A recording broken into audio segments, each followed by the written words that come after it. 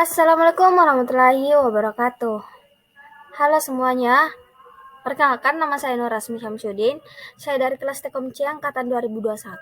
Di sini saya akan melengkapi tugas saya di mata kuliah Statistik dan Probabilitas yang dimana dosennya yaitu Bapak Fadil Rahman Baso SPD MPD. Di sini saya akan menjelaskan dua artikel. Yang pertama yaitu analisis korelasi peningkatan jumlah penelitian dengan tingkat beban kerja dosen menggunakan metode backpropagation. Yang kedua yaitu analisis regresi linear berganda dalam estimasi produktivitas tanaman padi di Kabupaten Karawang. Jadi tugas saya di sini yaitu mencari dua artikel tentang korelasi dengan regresi. Jadi saya ambil judul ini di salah satu metode pencarian. Langsung saja kita masuk. Yang pertama yaitu tentang korelasi. Tentang korelasi. Yang judulnya ada pada layar. Di sini penulisnya ada 3 orang yaitu Ramalian Noratama Putri, Debbie Setiawan, dengan Ezi Mufadli pada tahun 2016. Jadi menurut Ramalian Noratama Putri, Debbie Setiawan, dengan Ezi Mufadli pada tahun 2016, penelitian ini bertujuan untuk menganalisa korelasi peningkatan jumlah penelitian dengan tingkat beban kerja dosen. Saat ini, STIMIK AMIK Riau belum memiliki sistem untuk menganalisa peningkatan jumlah penelitian dengan tingkat beban kerja dosen. Untuk itu, perlu diterapkan metode backpropagation (JST) dipaduan dengan metode backpropagation. Ini mampu mengukur tingkat korelasi. Variabel yang digunakan adalah jumlah SKS semester genap dan ganjil, jumlah pengabdian jabatan struktural. Target yang digunakan adalah jumlah penelitian, sehingga hasil yang didapat adalah tingkat peningkatan jumlah penelitian dengan tingkat beban kerja dosen. Di sini juga ada metode penelitian, ada 3 metode penelitian, yaitu analisis korelasi iklim, penelitian dengan beban kerja dosen. Yang kedua, mengimplementasi algoritma backpropagation, dan yang ketiga yaitu analisis sistem yang dirancang.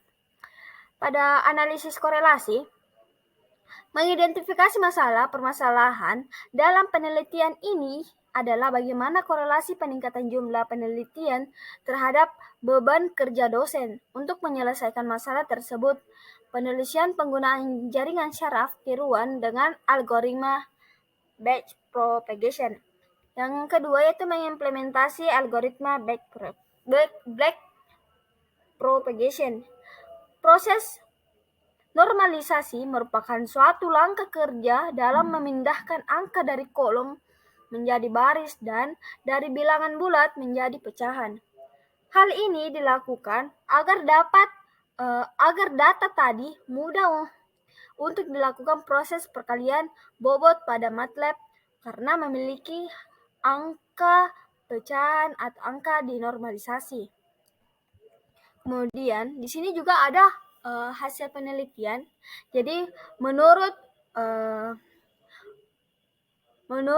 Ramalian Noratama Putri, Debbie Setiawan, dengan Ezi Mufadli pada tahun 2016, dalam penelitiannya, hasil yang didapat dari penelitian ini yaitu peningkatan jumlah penelitian tidak dapat diukur secara keseluruhan dengan beban kerja dosen. Dari data yang didapat bahwa performance perhitungan jaringan syaraf tiruan dengan algoritma backpropagation adalah 22%. Kesimpulannya yaitu menurut Ramalian Noratama Putri, Debbie Setiawan, dengan Ezi Mufadli pada tahun 2016, yaitu bahwa jaringan syaraf tiruan menggunakan algoritma backpropagation dapat diterapkan dalam korelasi peningkatan jumlah penelitian dengan beban kerja Hal ini dapat dilihat dengan error yang mendekati 0,1. Jadi, alasan saya kenapa saya mengambil artikel ini, jurnal ini, ya menurut saya ini bisa diterapkan pada kerja-kerja dosen yang ada pada kampus kami. Bisa kita lihat cara peningkatan penilaian kerja beban dosen seperti itu. Terus masuk pada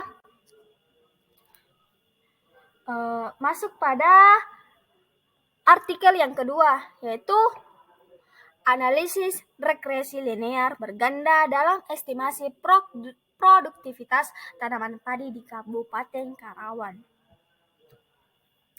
Ini ada dua penulisnya, yaitu Tessa Nurfadillah dengan Risa Ibnu Adam pada bulan Desember tahun 2016.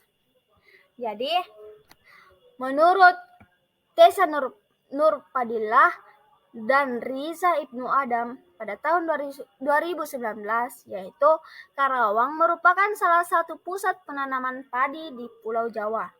Sebagai pusat penanaman padi, sudah seharusnya produktivitas padi dari tahun ke tahun mengalami peningkatan.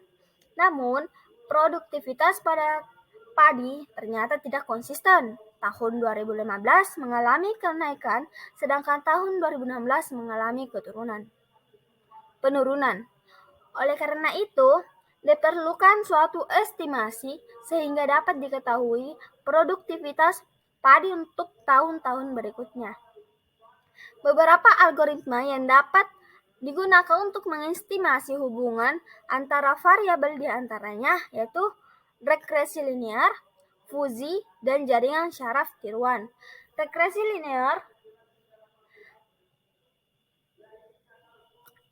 linear terbagi menjadi dua, yaitu regresi linear sederhana dengan regresi linear berganda.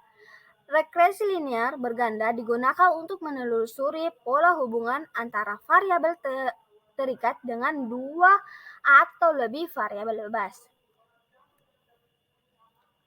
Di sini juga terdapat 4 metode, yaitu mengidentifikasi variabel, analisis data, penentuan model regresi linear berganda, dengan evaluasi.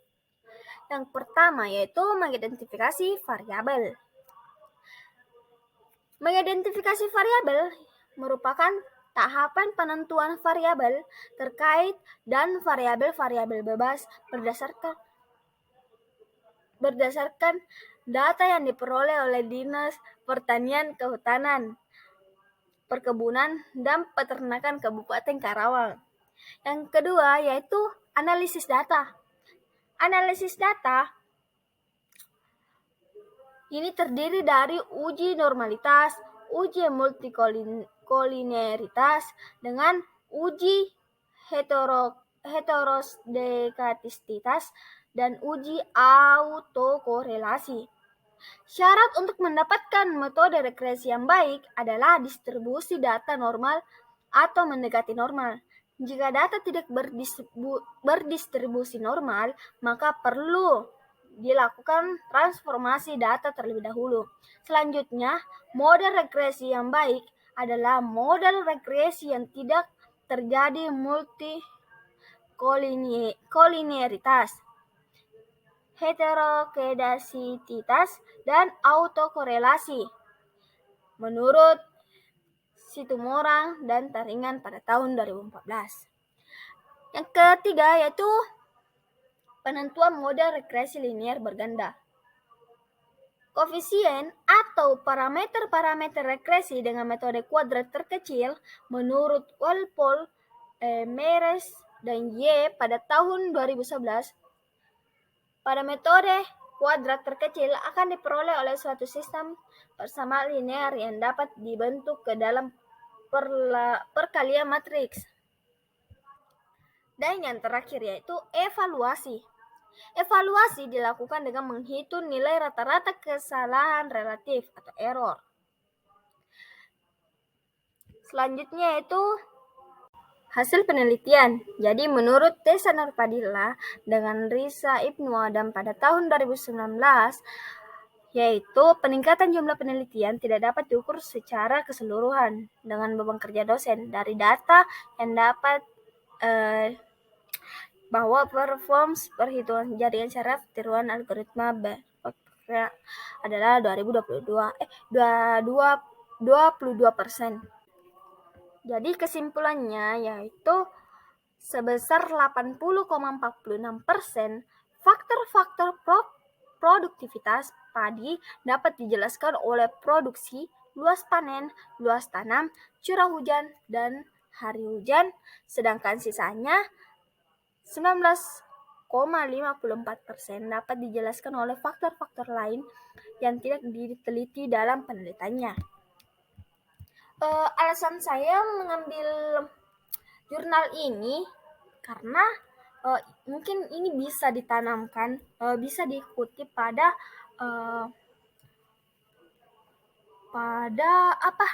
kayak ini bisa diterapkan pada petani-petani yang ada di kampung saya menggunakan